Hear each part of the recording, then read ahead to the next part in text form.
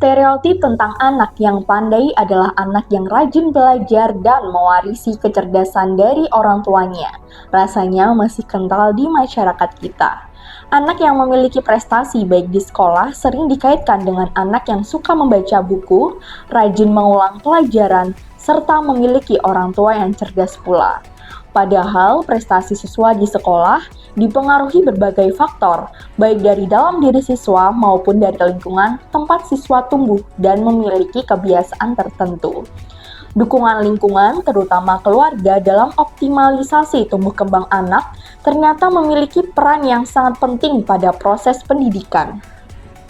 Lantas, faktor lain apa lagi yang dapat mempengaruhi prestasi belajar anak di sekolah? Jawabannya dapat Anda temukan pada buku Faktor-Faktor yang Mempengaruhi Prestasi Belajar Siswa yang ditulis oleh Dr. Ratno Abidin, SPD, MPD. Buku yang terdiri dari 9 bab ini menjelaskan secara terperinci mengenai faktor apa saja yang dapat berpengaruh pada prestasi belajar siswa di sekolah dan bagaimana faktor tersebut berkorelasi terhadap pencapaian anak. Buku ini juga dilengkapi dengan skema pendalaman yang menggunakan pendekatan kuantitatif dengan metode korelasional guna menjelaskan pengaruh berbagai faktor seperti pola asuh, advertising, dan pengelolaan pembelajaran terhadap pencapaian siswa di kelas. Pola asuh orang tua terhadap anak merupakan faktor terpenting dalam prestasi belajar yang diraih oleh siswa di sekolah. Pola asuh yang diterapkan oleh orang tua di rumah memiliki kontribusi signifikan terhadap perkembangan otak anak yang kemudian berpengaruh pada hasil belajarnya. Pendidikan awal anak diperoleh di rumah bersama dengan orang tua. Orang tua adalah role model bagi anak karena secara langsung anak akan mengikuti perilaku, sikap, dan mengadopsi nilai-nilai yang dianut di lingkungan keluarga. Selain mempengaruhi secara kognitif, pola asuh yang diterima oleh anak juga memberikan dampak terhadap daya juang dan semangat saat menghadapi tantangan. Ketangguhan anak dalam menghadapi kesulitan baik di sekolah maupun di lingkungan pergaulannya juga dapat memberikan kontribusi terhadap prestasi belajar di sekolah.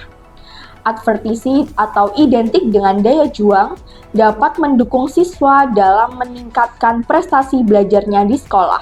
Siswa yang memiliki tingkat advertisi yang tinggi akan melihat kesulitan dalam pembelajaran sebagai tantangan, bukan sebagai hambatan.